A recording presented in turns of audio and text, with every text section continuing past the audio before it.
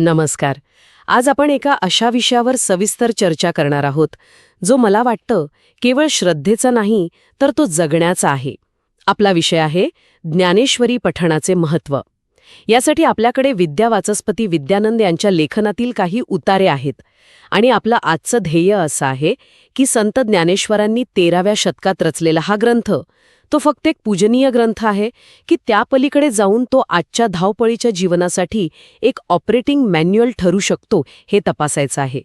मला वाटतं आजची आपली चर्चा एका प्रवासासारखी असेल. म्हणजे आतून बाहेरच्या दिशेने आपण व्यक्तीच्या अंतर्मनापासून सुरुवात करू आणि मग ते विचार प्रत्यक्ष कृतीत कसे उतरतात आणि त्याचा समाजावर काय परिणाम होतो इथपर्यंत पोहोचू.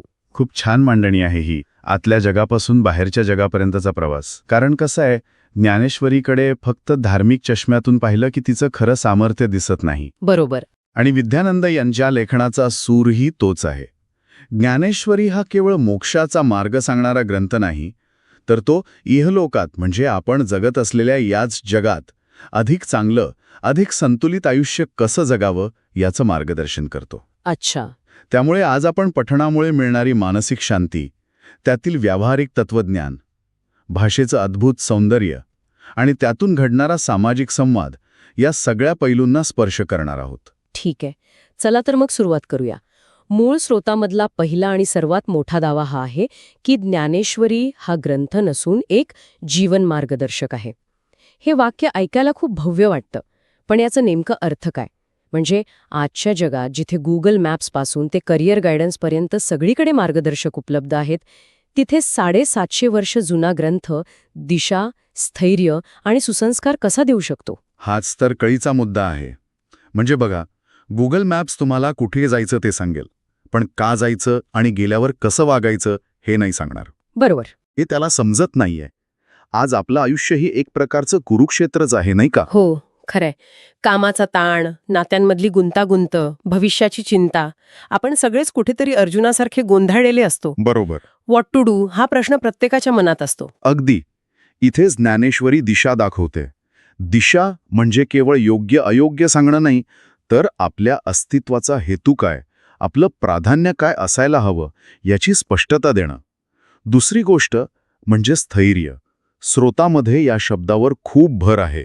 स्थैर्य म्हणजे आजच्या भाषेत इमोशनल बॅलन्स. अच्छा. यश मिळाल्यावर हुरळून न जाणं आणि अपयश आल्यावर खचून न जाणं, ही तारेवरची कसरत ज्ञानेश्वरी शिकवते. आणि तिसरं, सुसंस्कार. हे म्हणजे केवळ चांगलं वागणं नाही, तर आपल्या प्रत्येक कृतीमागे प्रेम, करुणा आणि सहानुभूतीची भावना असणं. थोडक्यात सांगायचं तर ज्ञानेश्वरी आपल्याला एक आतून मजबूत आणि बाहेरून विनम्र व्यक्ती बनण्याची प्रक्रिया सांगते. तुम्ही स्थैर्याचा म्हणजे इमोशनल बॅलन्सचा उल्लेख केलात आणि मला वाटतं आजच्या काळात लोकांना याचीच सगळ्यात जास्त गरज आहे. आपलं आयुष्य सतत नोटिफिकेशन्स, डेडलाईन्स, माहितीच्या भडीमाराने वेढलेलं आहे. मनःशांती ही एक महागडी वस्तू झाली आहे. अगदी. विद्यानंद यांच्या लेखनात एक आकर्षक वाक्य आहे, ओव्या वाचताना किंवा ऐकताना शब्दांचा नाद आणि भावार्थ मनात आपोआप रुजतो. ही प्रक्रिया कशी घडते? म्हणजे हा काही जादूचा प्रकार आहे का? नाही, जादू नाही. यामागे एक सुंदर लय आणि मानसशास्त्र आहे. ज्ञानेश्वरीची रचना ओवी छंदात आहे. हो. हा छंद मुळातच शांत, लयबद्ध आणि प्रवाही आहे. तो धावत नाही, तो संथपणे वाहतो. जेव्हा आपण या ओव्या वाचतो किंवा ऐकतो, तेव्हा त्यातील शब्दांचा नाद आणि लय आपल्या श्वासोच्छ्वासावर आणि हृदयाच्या ठोक्यांवर परिणाम करते. विज्ञानाच्या भाषेत सांगायचं झालं तर आपली फाईट ऑर फ्लाईट मोडमध्ये असलेली नर्वस सिस्टम शांत होऊन रेस्ट अँड डायजेस्ट मोडमध्ये येते. एक मिनिट, म्हणजे हे एक प्रकारचं 13व्या शतकातलं बायो हॅकिंग आहे का? आपण आपल्या शरीराच्या सिस्टीमला शब्दांच्या माध्यमातून शांत करत आहोत. तुम्ही अगदी अचूक शब्द वापरलात. हे बायो हॅकिंगच आहे. आपलं मन कसं सतत भूतकाळातल्या चुकांमध्ये किंवा भविष्याच्या काळजीत धावत असतं. मंकी माइंड म्हणतात त्याला. बरोबर, मंकी माइंड. पठणामुळे काय होतं, त्या विचारांच्या धावणाऱ्या माकडाला त्या ओवीच्या लयबद्ध फांदीवर बसायला जागा मिळते. श्रोत्यामध्ये म्हटल्याप्रमाणे विचारांची गती मंदावते. अच्छा. मना एक नांगर मिळतो. त्यामुळे विचारांचा गोंधळ कमी होऊन चित्त एकाग्र होऊ लागतं. ही एक प्रकारची सक्रिय ध्यानावस्थाच आहे. पण इथे एक प्रश्न येतो, हे परिणाम साधण्यासाठी प्रत्येक ओवीचा गहन अर्थ समजून घेणं आवश्यक आहे का, की फक्त तो नाद आणि लय सुद्धा सुरुवातीला पुरेशी ठरते? खूप महत्वाचा प्रश्न आहे हा.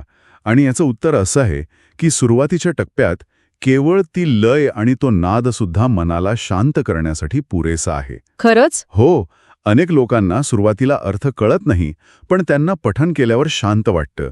याचं कारण हेच आहे. पण जसजसा आपण पुढे जातो तसतसा शब्दांचा अर्थ मनात झिरपू लागतो. आणि मग काय होतं तर नादातून मिळणारी शांती आणि अर्थामधून मिळणारं ज्ञान यांचा दुहेरी संगम होतो. ही प्रक्रिया मग केवळ मानसिक नाही तर बौद्धिक आणि भावनिक पातळीवरही काम करू लागते. वा, म्हणजे हा अनुभव केवळ भावनिक नाही तर त्याचा एक शारीरिक आणि मानसिक आधारही आहे. आता या चर्चेला आपण अजून व्यावहारिक पातळीवर आणूया. हो. कारण अनेक लोकांना वाटतं की असे ग्रंथ म्हणजे निवृत्तीनंतर वाचायच्या गोष्टी आहेत, त्यात फक्त तत्वज्ञान आहे. पण स्रोतामध्ये म्हटले की ज्ञानेश्वरीतील तत्वज्ञान अत्यंत सुलभ आणि जीवनाशी निगडीत आहे. त्यात कर्म, भक्ती, ज्ञान आणि वैराग्य यांचा समन्वय साधला आहे. हे जड शब्द प्रत्यक्ष आयुष्यात, समजा एखाद्या ऑफिसच्या मीटिंगमध्ये किंवा घरातल्या वादांमध्ये कसे उपयोगी पडू शकतात? जर आपण हे मोठ्या चित्राशी जोडून पाहिलं तर ज्ञानेश्वरीची हीच तर खासियत आहे. ती तत्वज्ञानाला देवाऱ्यातून काढून आपल्या दैनंदिन जीवनात आणून बसवते. उदाहरणार्थ कर्मयोगाचा सिद्धांत घेऊ. ज्ञानेश्वरी काय सांगते? कर्मफळाचा त्याग कर. याचा अर्थ कामाच्या रिझल्टची चिंता करू नकोस असा नाहीये. अच्छा, कारण आजची हसल कल्चर तर पूर्णपणे रिझल्ट आणि KPI वरच चालते. मग याचा अर्थ बोनसची चिंता करू नका असा होत नाही का? मला वाटतं अनेक जण हा विचार ऐकून थोडं साशंक होतील. बरोबर. इथेच गैरसमज होतो. ज्ञानेश्वरी प्रयत्न सोडून दे असं अजिबात सांगत नाही. ती म्हणते तुझं 100% लक्ष तुझ्या प्रयत्नावर, तुझ्या कामावर असू दे, परिणामावर नको. का? कारण परिणाम आपल्या हातात नसतो. त्यावर अनेक बाह्य घटकांचा प्रभाव असतो. जेव्हा आपण परिणामाशी गरजेपेक्षा जास्त जोडले जातो तेव्हा काय होतं? चिंता, ताण, भीती. हो, माझं प्रमोशन होईल का? माझा क्लायंट खुश होईल का? अगदी हे प्रश्न आपल्याला पोखरून काढतात. ज्ञानेश्वरी म्हणते तुमची ऊर्जा या प्रश्नांमध्ये वाया घालवण्याऐवजी ते काम सर्वोत्तम कसं करता येईल यात लावा. यालाच आजच्या भाषेत प्रोसेस ओरिएंटेड अप्रोच म्हणतात, रिझल्ट ओरिएंटेड नाही. जेव्हा तुम्ही कामात स्वतःला झोकून देता तेव्हा तुम्हाला एक वेगळंच समाधान मिळतं, ज्याला फ्लो स्टेट म्हणतात. आणि गंमत म्हणजे जेव्हा तुम्ही प्रक्रियेवर लक्ष देता तेव्हा परिणाम आपोआप सुधारतो. हे खूपच शक्तिशाली आहे. म्हणजे ही एक प्रकारची मेंटल शिफ्ट आहे. अगदी. आणि हे फक्त कामाच्या ठिकाणीच नाही तर नात्यांमध्येही लागू होतं. आपण अनेकदा अपेक्षांच्या ओझ्याखाली दबून जातो. मी त्याच्यासाठी इतकं केलं पण त्याने माझ्यासाठी काय केलं? हो, हा विचार नात्यात विष कालवतो. बरोबर. पण जेव्हा आपण कोणतीही गोष्ट अपेक्षेशिवाय केवळ प्रेमापोटी करतो तेव्हा ते नातं अधिक निरोगी आणि आनंदी बनतं. संकट प्रत्येकाच्या आयुष्यात येतात, पण ज्ञानेश्वरी त्याकडे पाहण्याचा दृष्टिकोन बदलते. ती आपल्याला मी करता या अहंकारापासून दूर करते आणि त्यामुळे अपयशाचं दुःख कमी होतं. तुम्ही ज्या प्रकारे तत्वज्ञानाला दैनंदिन उदाहरणांशी जोडलंय ते खूपच छान आहे. पण हे गहन विचार लोकांपर्यंत पोहोचवण्यासाठी माध्यमही तितकंच महत्वाचं असणार. हो, नक्कीच. आणि इथेच चर्चेचा रोख भाषिक पैलूकडे वळतो. ज्ञानेश्वरी केवळ तिच्या तत्वज्ञानासाठी नाही तर तिच्या अतुलनीय भाषेसाठीही ओळखली जाते. स्रोतामध्ये शुद्ध, ओघवटी आणि भावपूर्ण मराठी भाषेचा उल्लेख आहे. मला आठवतोय त्यात एक दृष्टांत आहे की गुरुची कृपा वसंत ऋतूसारखी असते, जो झाडांमध्ये भेदभाव करत नाही, सगळ्यांना सारखाच बहरवतो. असे दृष्टांत मनावर इतका खोल परिणाम का करतात? याचं कारण आपलं डोकं किंवा आपला मेंदू कसं काम करतो यात दडलेलं आहे. आपला मेंदू शुष्क तात्विक माहितीपेक्षा कथा, प्रतिमा आणि भावनांच्या भाषेत जास्त चांगल्या प्रकारे विचार करतो. अच्छा. संत ज्ञानेश्वरांना हे 750 वर्षांपूर्वी माहिती होतं. त्यांनी जे दृष्टांत आणि उपमा वापरले आहेत त्या सर्वसामान्यांच्या जीवनातले आहेत. शेती, निसर्ग, सोनार, कुंभार. त्यामुळे काय होतं की एखादं अवघड तत्वज्ञान त्या ओळखीच्या प्रतिमेशी जोडलं जातं आणि ते कायमचं लक्षात राहतं. बरोबर. अमृतानुभव सारखा ग्रंथ लिहिणारे ज्ञानेदेव जेव्हा सर्वसामान्यांसाठी लिहितात तेव्हा ते भाषा किती सोपी आणि रसाळ करतात हे पाहण्यासारखे आहे. खरंय. म्हणजे हे केवळ भाषेचं सौंदर्य नाही तर ही एक शिकवण्याची प्रभावी पद्धत आहे. एक इफेक्टिव्ह कम्युनिकेशन टेक्निक. नक्कीच. ही भाषा केवळ अलंकारिक नाहीये, ती अनुभवात्मक आहे. जेव्हा ज्ञानेश्वर म्हणतात, माझा मराठाची बोलू कौतुके, परी अमृतातेही पैजा जिंके, तेव्हा तो केवळ भाषेचा अभिमान नसतो, तर त्या भाषेतून अनुभव देण्याची ताकद व्यक्त झालेली असते. ज्ञानेश्वरीचे पठण करताना आपल्याला आपल्याच मराठी भाषेची खोली, तिची श्रीमंती आणि तिची ताकद नव्याने कळते. त्यातले काही शब्द आज आपल्याला अपरिचित वाटतील, पण त्यातून व्यक्त होणारी भावना आजही तितकीच ताजी आहे. बरोबर. आणि जेव्हा एखाद्या ग्रंथाबद्दल, त्याच्या भाषेबद्दल इतकी ओढ निर्माण होते, तेव्हा साहजिकच वाचनाची आवड वाढते. त्यातूनच वाचन संस्कृती समृद्ध होते. भाषेचा हा पैलू खरोखरच अद्भुत आहे. आपण आत्तापर्यंत वैयक्तिक शांती, व्यावहारिक मार्गदर्शन आणि भाषिक समृद्धी यावर बोललो, पण माणूस हा समाजशील प्राणी आहे. हो. आपल्या स्रोतातील शेवटचा आणि महत्त्वाचा मुद्दा याच सामाजिक पैलूला स्पर्श करतो. त्यात समूहाने केलेले ज्ञानेश्वरी पठण आणि त्यातून सामाजिक एकोप्याला मिळणारी चालना यावर भर दिला आहे. वैयक्तिक पठणाचे फायदे तर स्पष्ट आहेत, पण जेव्हा 10-20 लोक एकत्र येऊन पठण करतात तेव्हा असं काय वेगळं घडतं? यामुळे एक महत्त्वाचा प्रश्न निर्माण होतो की अध्यात्म ही केवळ वैयक्तिक गोष्ट आहे की ती सामाजिक असू शकते. आजच्या काळात जिथे आपण अधिकाधिक एकटे आणि डिजिटली कनेक्टेड पण इमोशनली डिस्कनेक्टेड होत चाललो आहोत, हो. तिथे याचं उत्तर खूप महत्त्वाचं आहे. जेव्हा काही लोक एकत्र येऊन पठण करतात तेव्हा तिथे केवळ वाचन होत नाही, ती एक शेअर्ड एक्सपिरियन्स किंवा सामूहिक अनुभूती बनते. म्हणजे हे एका बुक क्लब सारखं आहे, पण आध्यात्मिक पातळीवर. त्याहून खूप जास्त. बुक क्लबमध्ये आपण कथेवर चर्चा करतो, इथे लोक जीवनाच्या अर्थावर चर्चा करतात. अच्छा. पठनानंतर अनेकदा चिंतन आणि संवाद होतो. प्रत्येकजण आपापल्या समजुतीनुसार, अनुभवानुसार ओव्यांचा अर्थ लावतो आणि तो इतरांसोबत वाटून घेतो. यातून विचारांची देवाणघेवाण होते. मला जो अर्थ समजला नाही तो दुसऱ्याच्या बोलण्यातून उलगडू शकतो. यामुळे काय होतं तर इतरांचा दृष्टिकोन समजून घेण्याची, त्यांच्या मताचा आदर करण्याची सवय लागते. आणि मला वाटतं आजच्या काळात याची खूप गरज आहे, जिथे मतभेदांमुळे लगेच संवाद तुटतो. अगदी. ही प्रक्रिया लोकांना एकत्र बांधते. तिथे कोणकोणत्या जातीचा, पंथाचा, वयाचा किंवा आर्थिक स्तराचा आहे हे महत्त्वाचं ठरत नाही.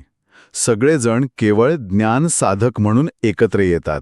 बरोबर. एकमेकांना ऐकण्याची, समजून घेण्याची ही प्रक्रियाच समाजातील दुरावा कमी करते. ही व्यक्तीला समाजाशी भावनिक आणि वैचारिक पातळीवर जोडते आणि स्रोतामध्ये म्हटल्याप्रमाणे सामूहिक अध्यात्माची अनुभूती देते. हा एकोपाच एका निरोगी समाजाचा पाया असतो. तर या सगळ्याचा अर्थ काय? या संपूर्ण चर्चेचा आढावा घेतला तर एक गोष्ट अगदी स्पष्ट होतीये. ज्ञानेश्वरी पठण हे केवळ एक धार्मिक कार्य नाही. ते मन, बुद्धी आणि आपलं रोजचं आचरण यांचा समतोल साधणारं एक संपूर्ण पॅकेज आहे. अगदी बरोबर. आतून मनःशांती देण्यापासून ते बाहेरच्या जगात अधिक प्रभावीपणे आणि करुणीने वागण्यापर्यंत आणि शेवटी समाजाशी एकोप्याने जोडण्यापर्यंत या एका कृतीचे अनेक स्तर आहेत. आपण खरंच एका आतून बाहेरच्या दिशेने प्रवास केला. बरोबर. आणि म्हणूनच विद्यानंद यांच्या लेखनातील ते शेवटचं वाक्य या संपूर्ण चर्चेचं सार सांगतं. ते म्हणतात, दैनंदिन जीवनात ज्ञानेश्वरीचे पठण समाविष्ट करणे ही काळाची गरज आहे. हे वाक्य केवळ एक सल्ला नाही, तर आजच्या गुंतागुंतीच्या आणि धावपळीच्या जगात अधिक अर्थपूर्ण आणि संतुलित जीवन जगण्यासाठी एका शक्तिशाली साधनाची शिफारस आहे. निश्चितच. आणि ही चर्चा संपवताना माझ्या मनात एक विचार येतो आहे, जो ऐकणाऱ्यांनाही विचार करायला प्रवृत्त करेल. स्रोतामध्ये ज्ञानेश्वरी प्राचीन तत्वज्ञान दैनंदिन जीवनात कसे आणते यावर भर दिला आहे. हे ऐकून असा विचार येतो की जगातील इतर कोणत्या संस्कृतींमधील अभिजात ग्रंथांमध्ये, मग ते स्टोईक तत्वज्ञान असो किंवा जपानमधील इकिगाईची संकल्पना असो, आपल्या आधुनिक धावपळीच्या जगात असेच व्यावहारिक मार्गदर्शन देण्याची शक्ती असेल. यावर नक्की विचार करा. पुन्हा भेटूया पुढच्या वेळी. धन्यवाद.